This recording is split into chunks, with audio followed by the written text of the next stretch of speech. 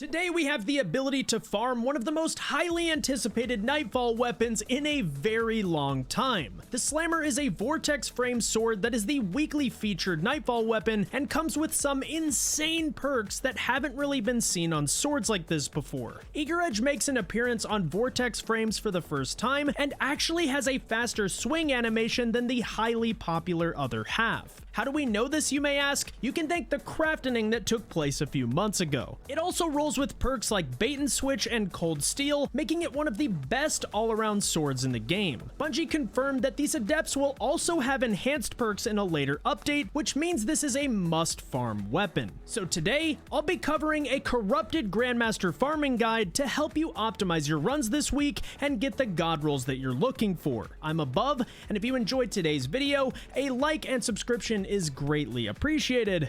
Now, let's get into it. Diving into my recommended team comp, we went with one Night Stalker with Lucky Pants, a Golden Gun Hunter with Celestial Nighthawk, and a Well of Radiance Warlock rocking the Cenotaph mask. Tether helps control ads in the elevator and boss room, while Invis plays a vital role in saving time in this Grandmaster. Celestial Nighthawk is used for significant time saves thanks to its damage against the ogres and to instantly healthgate Sadia in the final boss room. And as always, Well is a great tool for survivability in the toughest Nightfall choke points to help save even more time on our farming. And if you play Titan, Sentinel with Heart of Inmost Light and Graviton Lance with detonators is an incredible option for both survivability and ad clear here. As for weapon loadouts, our Cenotaph user went with Divinity for intrinsic overload and to help bake the mini bosses from range. Several of the mini bosses have odd hitboxes, and Divinity makes baking them significantly easier. We also went with a Galahorn to empower our rockets for quick ad clear, while our Lucky Pants user went with Malfeasance for intrinsic unstop and to absolutely nuke the taken priority targets. We paired these exotics with a rocket launcher to match the weekly surge, 2 waveframe grenade launchers for ad clear, 2 unstoppable hand cannons, and a machine gun so our div user can ad clear as well. It's important to note that Divinity should be used on everything except the final boss. Rockets will carry your ad clear, while Lucky Pants Malfeasance and Celestial Nighthawk will carry your boss damage. Sadia is a crit-based boss, so we want to avoid using Divinity as much as possible.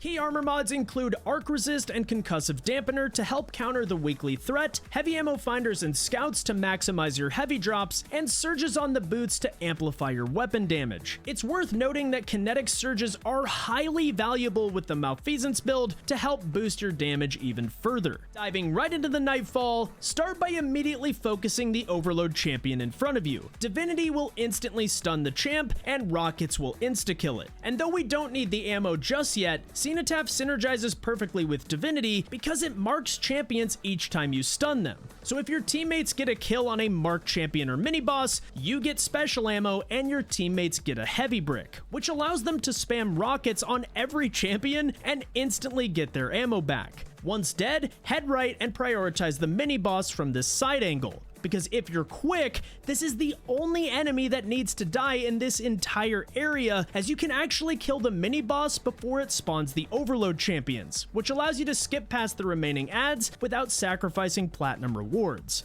As we approach the elevator, clear out the taken scions, then scan your ghost to start the encounter. Waveframe grenade launchers make quick work of ad spawns here, so the only real threat are the shielded taken that spawn at the end of each wave. You can actually pre-pass the orbs to your teammates and have one person manage the initial ad spawn, then group up close right and instantly pop the shields. The mini-boss does have a good chunk of health, but Divinity and Malfeasance absolutely cooks once again. If you do this right, you should have plenty of time to pass around the next set of orbs for your teammates before the elevator is consumed by the taken blight. Group up close right, insta-break the shields, then back up out of the taken goop and clear the mini-bosses from range. The limited sightlines make this the hardest part of the elevator, and backing up allows you to safely rotate around the arena and take out the yellow bars one by one. Make sure to tag them with Cenotaph for ammo, and once dead, the taken corruption will dissipate and we're moving on.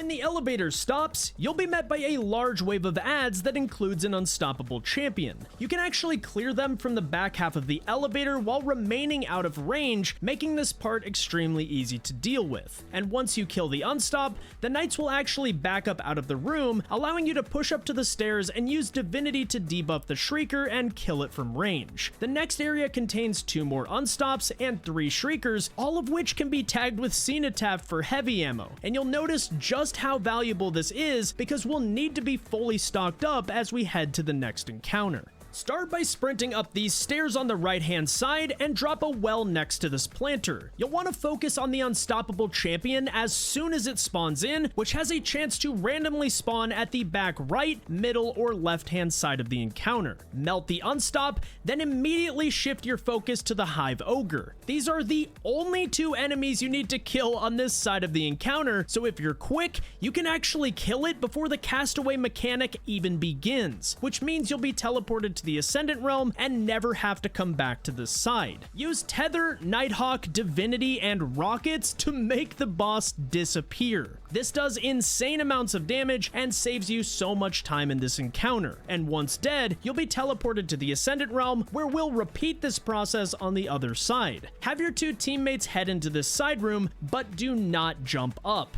This prevents any ads from aggroing you, while your 3rd teammate baits the 2 unstops towards your team. Lure them into the room, tag them with Cenotaph, and once dead, you can take out the taken ogre and use invis to skip past the shriekers. And just like that, we're done with the ogre encounter after just killing 5 total enemies. Make your way through the portal and back up to take out the first 2 unstops. You can then push up and clear ads from the top of these stairs and take out the next 2 unstops below you. Once clear, head down and drop a well on this platform and take out the 2 overload champions on either side of you. And once dead, you can use invis to skip past the mini boss and drop down through the taken portal. As you make your way to the boss room, make sure to tag each champ with Cenotaph to restock on heavy ammo, and as you jump to the boss platform, make sure to use the right crystal for cover to break line of sight from Sadia. This prevents the boss from booping you and puts you in a perfect position for ad clear when the ads jump to the middle platform. For the first wave of ads, you'll want to use your tether to trap everything in front of you and let your wave frames go to work.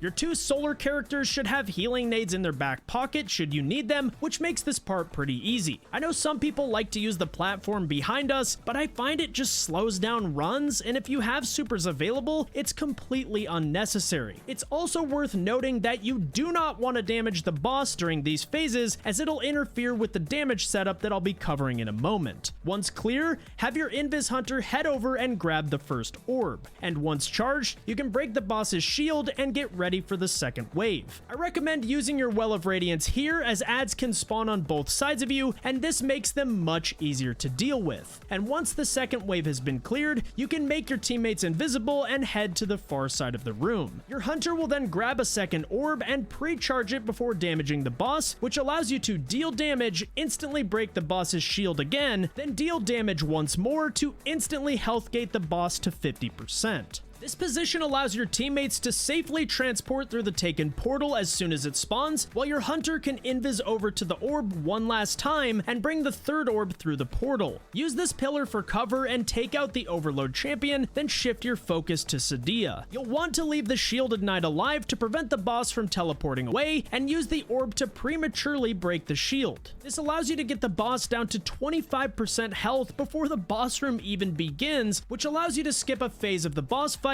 and makes the bake significantly easier. Keep traversing across the platforms, take out the unstop, then make your way to the boss arena. While your hunter is grabbing the orbs, your teammates can clear ads, and once ready, you can break the boss's shield one last time and bake Sadia to make the Corrupted Grandmaster Nightfall farm a GG. If you found this guide useful, a like and subscription would be greatly appreciated, and you can catch me doing Corrupted helps all week long over at twitch.tv/above. So if you guys don't have a fire team, or you just want to see the strat in action, make sure to swing on by. Anyways, guys, that's it from me. Thank you all so much for watching, and I'll catch you next time.